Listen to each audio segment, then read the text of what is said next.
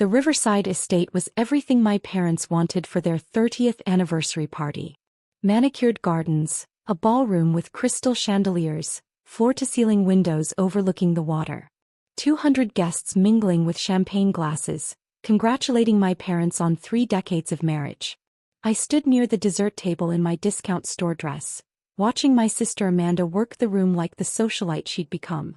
Designer gown, perfect hair, that confidence that comes from always being the favorite. She moved from group to group, laughing at the right moments, touching arms, making everyone feel special. "Your sister is radiant," Aunt Helen said, appearing beside me. "Such poise. Such success. Your parents must be so proud." "They are," I agreed, taking a sip of champagne. "And you, dear? Still working at that? What was it?" "Something with numbers." "Accounting," I supplied, though that wasn't quite accurate. I did work with numbers. Just not the way she imagined. Right. Accounting. That's practical." The way she said it made practical sound like a consolation prize. "Amanda tells me she just made partner at her law firm. Youngest partner in the firm's history. Can you imagine?" "It's impressive," I said truthfully. "Amanda was good at what she did. Brilliant, actually. She'd earned her success. The problem wasn't Amanda's success. The problem was that it was the only success my parents could see. Ladies and gentlemen." My father's voice boomed over the microphone at the front of the ballroom. "If I could have your attention, please." The crowd quieted. My mother stood beside him, elegant in her silver gown, beaming at their guests. Behind them, a slideshow played on a massive screen. Photos from their wedding, from raising 2 daughters, from building their life together. 30 years ago, Dad began, his voice thick with emotion, "I married the love of my life. We've built something beautiful together. A home, a family, a legacy. And tonight, surrounded by all of you, I want to celebrate not just our marriage but everything we've created." The crowd applauded. Mom wiped tears from her eyes. "We've been blessed with 2 daughters," Dad continued. "And while every parent thinks their children are special, I can say with absolute certainty that we've been extraordinarily lucky. Particularly with Amanda." I felt the words like a physical blow, even though I'd been expecting them. Even though this was nothing new. "Amanda," Dad said, gesturing for my sister to join them at the front. She glided forward, graceful and glowing. "Amanda has exceeded every expectation. Harvard Law, making partner at 32, married to a wonderful man. She's everything we hoped she'd be and more." Amanda smiled, humble and proud simultaneously. Her husband James stood nearby, looking appropriately supportive. "So I'd like to make a toast," Dad raised his glass higher. "To my wife Patricia for 30 years of love and partnership. And to Amanda, our successful daughter, who makes us proud every single day. Our successful daughter. Singular." The crowd raised their glasses. "To Patricia and Amanda," they chorused. I raised mine too, clapping politely as Amanda hugged our parents. As people crowded around to congratulate her. As I stood near the dessert table, invisible as always. "That was lovely," Aunt Helen said beside me. "Though I'm surprised your father didn't mention you as well." "He mentioned both daughters," I said carefully. "He just chose to highlight Amanda specifically. Still, seems like an oversight." She patted my arm sympathetically. "But accounting is important too, dear. Someone has to do the practical jobs." I smiled and said nothing. What would I say? That I owned more than Amanda ever would? That while she was making partner at her law firm, I was building an empire? That the practical accounting job was actually running a portfolio of businesses worth $280 million? They wouldn't believe me anyway. They'd made up their minds about me years ago. I was finishing my champagne when I noticed Gerald Martinez approaching. Gerald was the general manager of Riverside Estate, the man I'd hired 3 years ago when I bought the property. He looked nervous. "Ms. Collins," he said quietly, "I'm sorry to interrupt, but we need to discuss the contract renewal. It expires next month, and with your directive to potentially sell the property, I need to know how to proceed with bookings." I told Gerald to be discreet about my ownership. To use my name only when necessary. To handle day-to-day operations without drawing attention to who actually owned the venue. But here now at my parents' anniversary party, surrounded by 200 people who just watched my father toast his successful daughter, while pretending I didn't exist. Discretion suddenly felt overrated. Actually, Gerald, I said loud enough that the people around us could hear, we should discuss this now. Now. He looked alarmed. Are you sure? I'm sure. I turned to face him fully, aware that Aunt Helen was listening intently. Let's talk about the contract renewal for next year's events. My mother had noticed the conversation. She was moving toward us, curiosity evident on her face. Amanda, still basking in Dad's toast, hadn't noticed yet.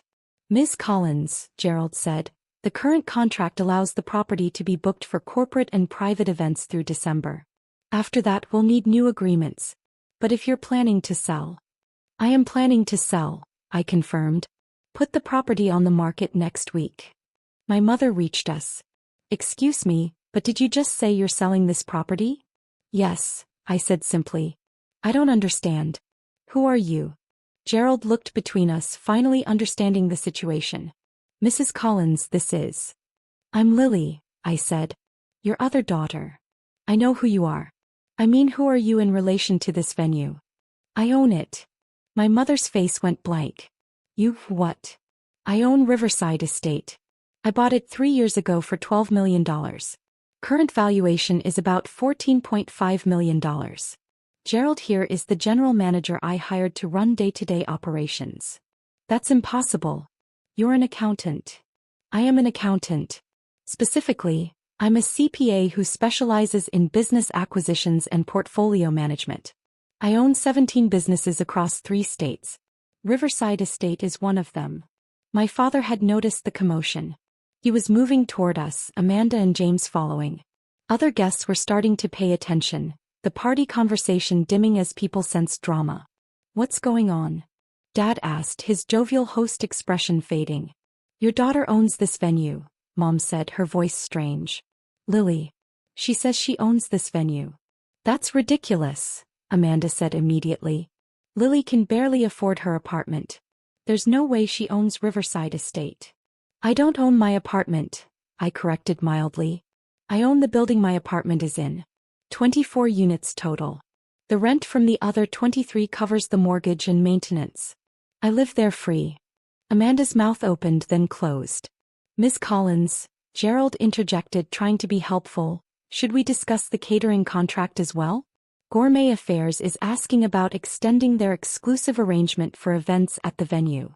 Gourmet Affairs? My mother's voice was faint. That's who catered tonight. I know, I said. I own Gourmet Affairs too. Bought it 2 years ago. It came as part of a package deal with Riverside Estate. The previous owner wanted to sell both businesses together. Made sense to keep them integrated. You own the catering company? Dad repeated. And Prestige Auto Group, Gerald added, apparently deciding that if we were doing this, we were doing it completely. Should we extend the fleet contract for the venue's valet service? Prestige Auto Group, Amanda said slowly. That's where James and I bought our cars. Where Mom and Dad bought theirs. I know, I said. I bought the dealership 18 months ago. It was underperforming, but the location was prime and the brand relationships were solid. We restructured management and it's now one of the most profitable in the region. My father's face had gone from confused to pale. You own the dealership where we bought our Mercedes? And Amanda's BMW. And James's Audi. Yes. How? Amanda demanded. How do you own all of this? You work in accounting. I work in business acquisition and management. I've been buying and restructuring businesses for the past 9 years. Started small. A struggling restaurant, a retail store about to close. Learned as I went. Leveraged profits from one acquisition to fund the next. Built a portfolio slowly and carefully. How much? Dad asked, his voice hollow. How much are you worth? The portfolio is currently valued at approximately $280 million. I own 100% equity in 17 businesses, so my personal net worth is essentially that. Give or take depending on market conditions. The ballroom had gone completely silent. 200 guests were now watching this conversation unfold. Amanda looked like she'd been slapped. Mom had sat down on a nearby chair. Dad was just staring at me. $280 million, Amanda repeated. Approximately. Some of the businesses are worth more than their purchase price, some less. Real estate has appreciated significantly. Overall, the portfolio has performed well. Why didn't you tell us? Mom whispered. I did tell you. Every time I visited, I mentioned the businesses I was working with. I talked about acquisitions, about restructuring, about portfolio management. You weren't listening. We would have listened if you'd said you owned them. Amanda protested. Would you? Because I specifically remember Thanksgiving 3 years ago when I mentioned buying a property for events and hospitality. Dad told me I was overextending myself. Mom said I should focus on stable employment. You, Amanda, said I was being irresponsible and should think about my retirement. Amanda flushed. I was trying to help. You were being condescending. There's a difference. I looked at Gerald. List the property next week. Asking price $16 million. We've made enough improvements to justify the premium. Wait, Dad said. You can't sell Riverside Estate. This is where we've had family events for years. Where we celebrated Amanda's wedding. Where we're celebrating our anniversary. You've had events here for 3 years, I corrected. Because I've owned it for 3 years. Before that, you'd never heard of this place. But we love it here, Mom said. Then you should have paid attention to who made it available to you. Gerald, make sure the new owners honor existing contracts, but no new bookings under family rates after the sale. Family rates. Amanda's voice rose. We've been getting family rates? Of course. Did you think you were paying full price? The wedding reception you had here. Amanda, you paid $12,000. Market rate for what you booked was $45,000. The anniversary party tonight that you're all enjoying? You paid $8,000. It cost $28,000. I've been subsidizing every family event at my venue for 3 years. The silence was deafening. You've been subsidizing us? Dad asked. Someone had to. Your retirement savings took a hit in 2020. Mom's health insurance went up. You refinanced the house. I've been aware of your financial situation for years. So yes, I subsidized events. I also own the car dealership where you bought your Mercedes at what you thought was an incredible deal, 25% below market rate. Guess who approved that pricing? You, Mom whispered. Me. And the catering for tonight? The food you've all been raving about? Market rate would be $15,000. You paid $4,500. Because I own the company. Why? Amanda demanded. Why help us while letting us think you were struggling? I never said I was struggling. You assumed it. I lived modestly by choice, invested my money in businesses instead of material possessions. You saw my lifestyle and created a narrative. I didn't correct you because frankly, I didn't need your approval. But we're family, Mom said, tears forming. Are we? Because Dad just toasted his successful daughter, singular, while I stood in the room he was celebrating in, eating food from the company I own at the venue I own, having arrived in a car I sold him at a discount. And none of you noticed. None of you thought to include me. None of you considered that maybe, just maybe, I'd been successful in my own way. We didn't know, Dad protested. You didn't ask. 9 years, Dad. 9 years of me mentioning my work, my acquisitions, my businesses. 9 years of you changing the subject, of offering unsolicited advice, of comparing me unfavorably to Amanda. You never once asked for details. Never once showed genuine interest. You decided who I was and you stopped looking at who I actually am. James, Amanda's husband, spoke for the first time. The law firm where Amanda made partner. You don't own that too, do you? No. Amanda's success is entirely her own. She earned it. She's brilliant at what she does. I looked at my sister. I've never resented your success, Amanda. I've been genuinely proud of you. But I resented being invisible. I resented being the cautionary tale, the daughter who wasn't quite good enough, the one to worry about. I never meant, Amanda started then stopped. Okay, that's not true. I did feel superior. I did enjoy being the successful one. But Lily, you let me believe it. You could have told me years ago. I tried. Remember when I invited you to the opening of the restaurant I'd acquired? You canceled because you had a work dinner. Remember when I asked you to come see the retail space I'd renovated? You said you were too busy. Every time I tried to share my work, you had something more important to do. Because I thought you were talking about little projects, Amanda said, her voice breaking. I thought you were doing small-time stuff. If I'd known you owned multi-million-dollar businesses, you would have paid attention. That's the problem, Amanda. My work should have been worth your attention regardless of the dollar amount. Success shouldn't have to be loud to matter. Gerald cleared his throat. Miss Collins, I have the venue coordinator asking about wine supplier contracts. Should we? Not now, Gerald. Thank you. I turn back to my family. Here's what's going to happen. I'm selling Riverside Estate because it no longer makes sense for my portfolio. I'm consolidating holdings and focusing on different sectors. Gourmet Affairs will be sold as part of that package. Prestige Auto Group I'm keeping. It's performing too well to let go. What about family rates? Mom asked quietly.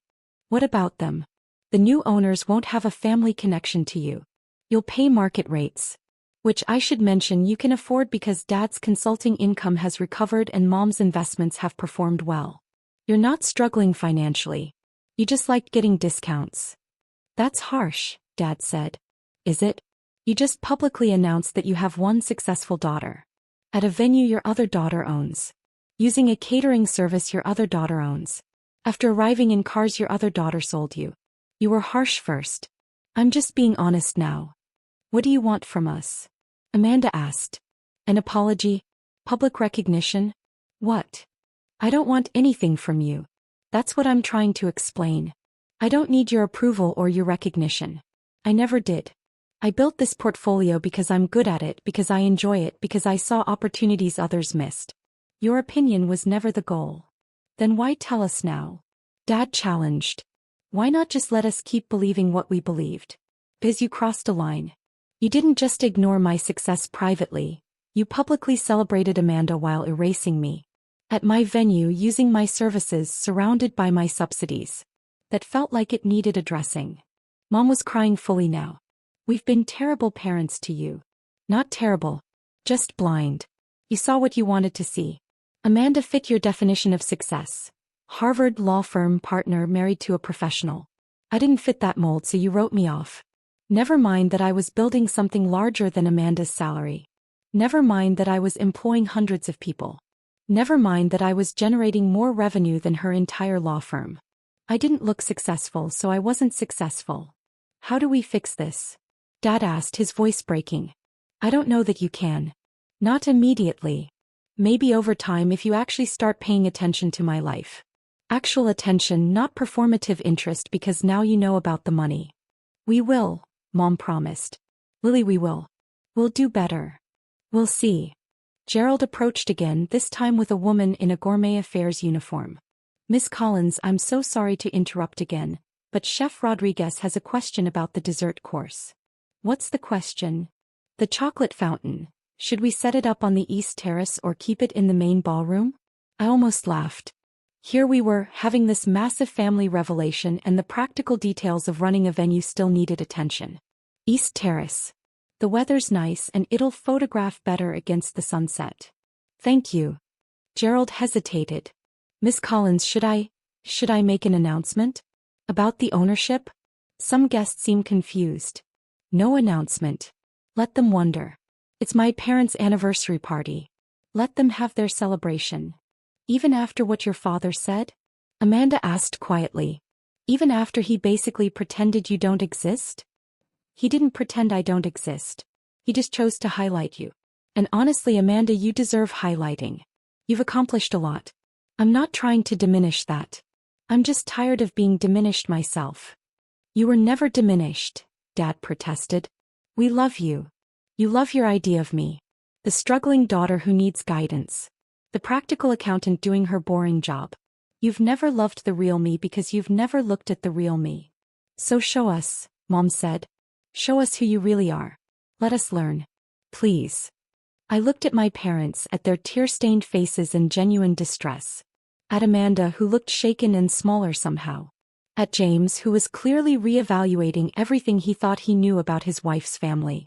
At the 200 guests pretending not to listen while hanging on every word. Fine, I said finally. But it happens on my terms. No more assumptions. No more condescension. No more treating Amanda's success as the only success that matters. We start fresh as adults with mutual respect. Can you do that? Yes, Mom said immediately. Whatever it takes. Dad. He nodded slowly. Whatever it takes. I'm sorry, Lily. I'm so sorry I missed this. That I missed you. Amanda. My sister looked at me with an expression I'd never seen before. Respect maybe. Or fear. Or both. I'm sorry too. And Lily? For what it's worth, I'm impressed. What you've built is extraordinary. Thank you. Can I ask you something? Go ahead. Why business acquisition? Why that specific path? Because I saw what happened to Dad's consulting firm when the market shifted. I saw how vulnerable single income streams were. I wanted to build something diversified, something that could weather economic changes. Multiple businesses across multiple sectors meant if one struggled, others could compensate. It's about strategy, about seeing the whole board instead of just one piece. That's brilliant, James said. That's genuinely brilliant. It's practical, I said with a slight smile. Someone has to do the practical jobs. Aunt Helen, still hovering nearby, looked like she might faint. You mean all this time? All this time I was building a multi-million-dollar portfolio while you all thought I was barely getting by. Yes. But you dress so simply. You drive a Honda. The Honda is paid off and reliable. The clothes are comfortable. I don't need designer labels to prove my worth.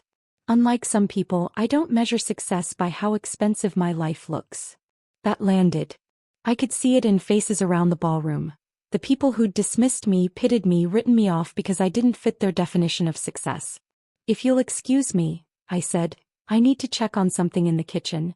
Gerald, the timeline for the cake cutting. 30 minutes, Miss Collins. Perfect. Make sure the photographer is ready. I turned to my parents. It's your anniversary. You should enjoy it. We can talk about all of this later. Tomorrow maybe. When there aren't 200 witnesses. Will you stay? Mom asked. For the cake cutting? For the rest of the party. I'll stay. Still your celebration. Nothing that happened tonight changes that I love you both. It just means we need to redefine how we relate to each other. I walked toward the kitchen, aware of eyes following me, of whispered conversations starting in my wake. By tomorrow everyone at this party would know. The Collins family's quiet daughter owned the venue, the catering company, the car dealership. The failure was actually the most successful one of all. The irony wasn't lost on me. In the kitchen, Chef Rodriguez was putting finishing touches on the anniversary cake. 3 tiers of elegant white chocolate with gold leaf detailing. Beautiful work from the company I owned. It's perfect, I told her. They'll love it. Miss Collins, she said hesitantly, I couldn't help overhearing. Is everything all right with your family? It will be. Eventually. We're just going through some revelations. For what it's worth, I think what you've built is amazing. Gourmet Affairs was failing when you bought it. You saved my job and the jobs of 30 other people. We're grateful. You're talented. I just gave you a stable platform to show it. When I returned to the ballroom, the party had resumed, but the energy was different. People were watching me now, reassessing, recalculating. My parents were surrounded by well-wishers, probably getting questions about why they'd never mentioned their daughter's business empire. Amanda approached me near the bar. Can we talk? Privately. I followed her to a quiet corner of the terrace. The sun was setting, painting the water in shades of orange and pink. I've been a terrible sister, she said without preamble. You've been a competitive sister. There's a difference. No, I've been terrible. I enjoyed being the favorite. I enjoyed Mom and Dad praising me while worrying about you. It made me feel special. You are special, Amanda. You don't need me to fail for you to succeed. I know that now. But I didn't know it then. Or maybe I did and I just liked the feeling too much to question it. She wiped her eyes. $280 million. God, Lily. That's insane. It's numbers on a spreadsheet. It's businesses that need management. It's employees who need stable jobs. That's how I think about it. How did you learn to do this? To see opportunities and structure deals and build a portfolio. Books. Courses. Trial and error. I made mistakes. Bought a restaurant that failed, invested in a retail store that went under. But I learned from each failure. And eventually I stopped failing. Will you teach me? Amanda asked. Not the business stuff. I'm happy with law. But teach me to see you clearly? To be a better sister. I'd like that. Can I tell you something? Of course. I'm jealous. Not of the money, though that's impressive. I'm jealous that you built all this without needing anyone's approval. I've spent my life seeking validation, from mom and dad, from my firm, from everyone. You just did it anyway. I did need validation, I admitted. I just didn't get it from family. I got it from business results, from successful acquisitions, from employees who kept their jobs because I restructured their companies. That was enough. The coordinator approached. 5 minutes to cake cutting. We should get back, I said. Amanda caught my arm. Thank you for not selling the dealership. For keeping it and continuing the family discount on cars. I'm not continuing that discount. What? You and James can afford market rate. So can mom and dad. The dealership's success isn't about propping up my family. It's about serving all customers fairly. Starting next month, you pay full price like everyone else. That's fair, Amanda said after a moment. That's actually completely fair. We walked back inside together. The guests had gathered for the cake cutting. Mom and dad stood together, their hands on the cake knife, smiling for the photographer. They looked happy. Whatever revelations had happened tonight, they still had this. 30 years of marriage, a celebration surrounded by friends and family, a life built together. Before we cut the cake, Dad said into the microphone, his voice stronger now, I need to correct something I said earlier. I toasted my successful daughter. But I need to acknowledge that I have 2 successful daughters. 2 incredible women who've accomplished extraordinary things, each in her own way. Amanda, I'm proud of your partnership and your legal career. And Lily. He paused, his voice catching. Lily, I'm proud of you too. I should have said it years ago. I should have seen what you were building. I'm sorry I didn't. But I see you now. And I'm prouder than you'll ever know. The guests applauded. I felt tears burning in my eyes but blinked them back.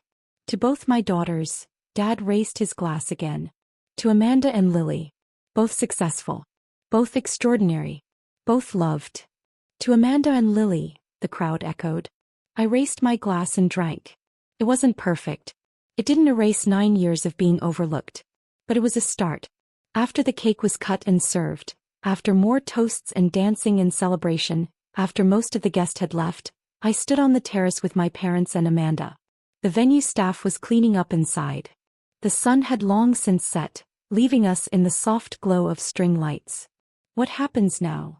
Mom asked. With us. How we start over, I said. You stop assuming things about my life. I stop hiding things from you. We communicate like adults who respect each other. And the businesses? Dad asked. Can you tell us about them? Really tell us. All 17 of them if you want. But not tonight. Tonight was your anniversary. Let's not make it about me. It was about you the moment we realized you owned the place we were celebrating in, Amanda said. Kind of hard to ignore that. Fair point. We stood in comfortable silence for a moment. Then Dad said, Can I ask why you're selling Riverside Estate? If it's doing well. Portfolio rebalancing. I'm shifting focus to technology and healthcare sectors. Event venues and catering are hospitality. Different expertise, different management needs. Makes more sense to sell to someone who specializes in that space and use the capital for acquisitions in my target sectors. That's strategic, Dad said. That's really strategic. You taught me to think strategically. About long-term growth and diversification. I was listening even when you thought I wasn't. I'm glad, he said. I'm glad something I taught you stuck. Everything you taught me stuck. I just applied it differently than you expected. Mom hugged me suddenly, fiercely. I love you, baby girl. Both my baby girls. Equal and different and both extraordinary. I love you too, Mom. We stood together on the terrace. My family finally seeing me clearly, and for the first time in 9 years I felt like I could breathe. It wasn't perfect. There would be more conversations, more revelations, more adjustments as we figured out this new dynamic. But it was real. Finally, genuinely real. So, Amanda said, breaking the moment, when you sell this place for $16 million, are you going to do something crazy with the money? Probably buy another company that's undervalued and restructure it. That's your version of crazy? That's my version of fun. She laughed. You know what? I get it now. I finally get it. And somehow that meant more than all the money, all the businesses, all the success I'd built. Being seen, really seen by the people who mattered. Worth more than $280 million. Worth everything,